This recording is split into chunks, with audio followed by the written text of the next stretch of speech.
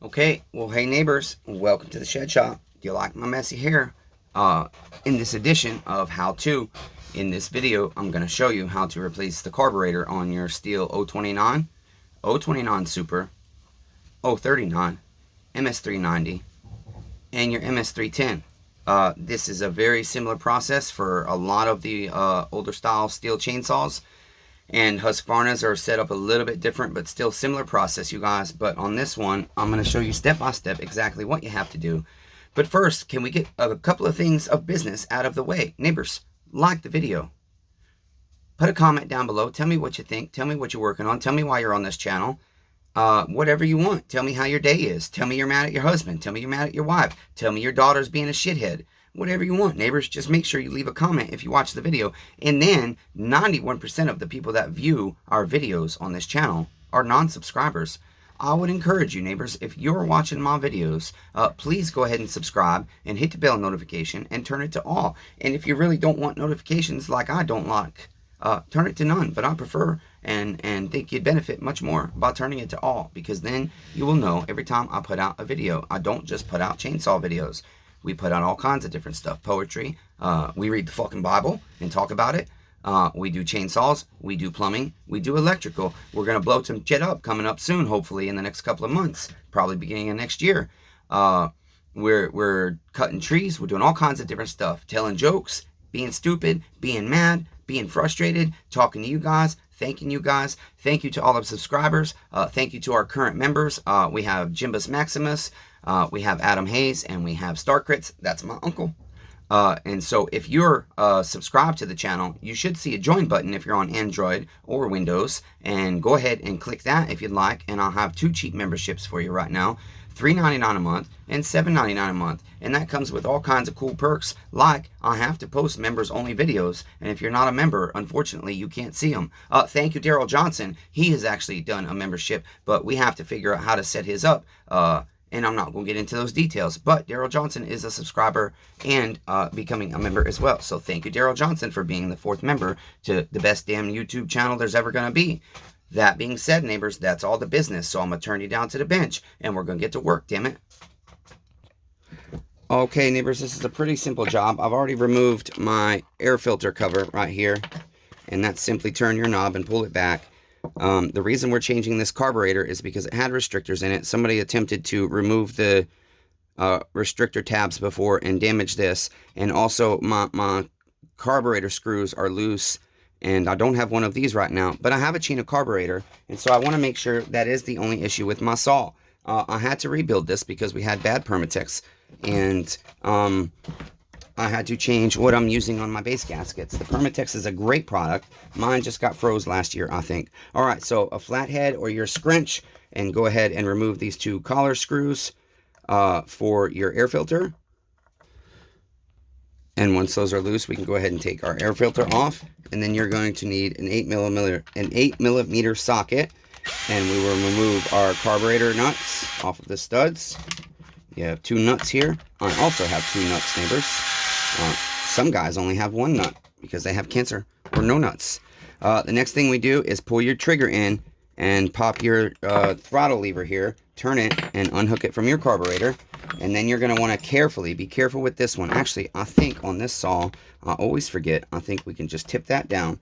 The important thing you need to know, if you have fuel in your tank, you need to loosen your cap to release the pressure. Otherwise, fuel is going to blow out of your fuel line when you pull this off. Now, give that a good, decent tug there. Okay, unhook your fuel line. All right, take that off. And here is our new carburetor. It is a China carburetor, and it does work. My new one did not come with this piece. So we just have to take that off and put it on our new one, because that is what seals that port to our air filter. Okay, and then hook your fuel line back up. Obviously, these both have to point the saw. The other one is your impulse. See, even there, I've got some fuel coming out. So now I can tighten my cap back on.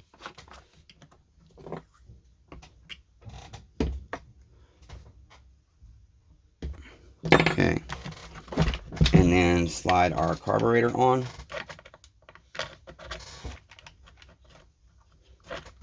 Okay, the fuel line has to go in here. It will usually go by itself, but something is stopping us.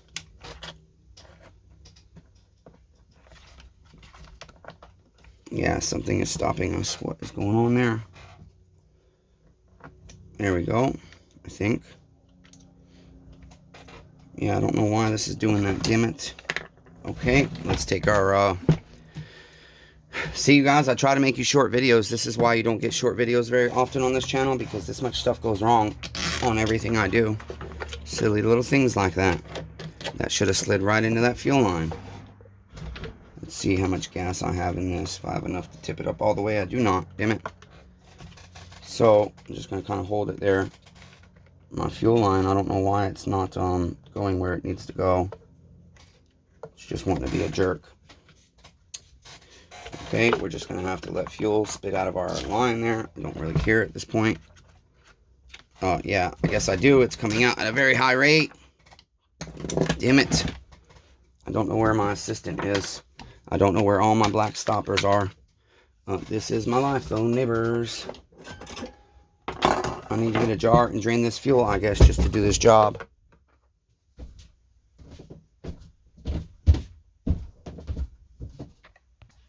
Okay, I got the fuel line to go where it needs to be, but it seems where it turns back there, it has pinched itself closed. I'm not sure, so I might have to do that to the saw. But now that we've got that on, sometimes on the 290s, you will have a little grommet that goes here for this little lip of the air filter to sit in. The older saws did not have it. When I have them, I upgrade the newer saws, or the older saws. But this time I didn't have it. So now you can go ahead and put your two 8mm nuts back on. Your torque specifications for your 8mm nuts, neighbors, good and snug. Don't go good and tight. That's too tight. Good and snug is good.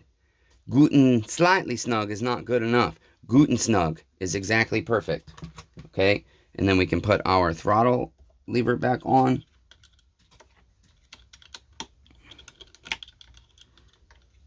It simply hooks into our carburetor like so, and then pull your trigger, pop it back in there. I usually have to use a tool because I'm gimp, like a screwdriver, and I will carefully clip that in there, and then you can slide your grommet back in before you put anything else on, because you want to make sure it hits your screws.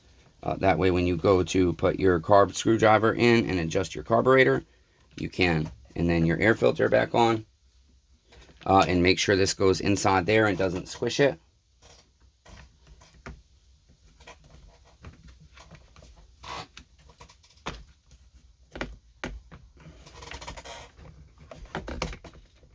Just like so.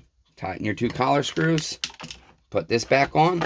Twist it on. And you're all done, neighbors.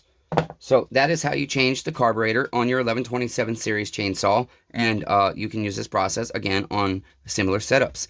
So again, like the video, comment down below, tell me what the hell you think, subscribe to the channel, and consider becoming a member. Thank you everybody that supports the channel in each individual way. You guys are my support system in life that I've never had, and so I am uber grateful for all of you guys. By the way, real quick, do you guys know one more thing? I had Uber Eats show up with a cheeseburger from Dairy Queen today. Nobody here ordered it. The guy had a totally different name than anybody that's ever lived here, actually. And he left the damn sandwich by the road. My house is 100 yards from the road. He left the damn Burger King sandwich by my mailbox when he knew I had a dog in the yard. What an asshole. I wish I knew his name because I'd report him. I don't typically report people, but that's bullshit. My dog could have gotten into that sandwich and it has onions on it and it could have killed her. So, Uber Eats, you did me dirty. Till next time, neighbors, be kind to one another. Everyone's facing a battle. Let's keep working, damn it.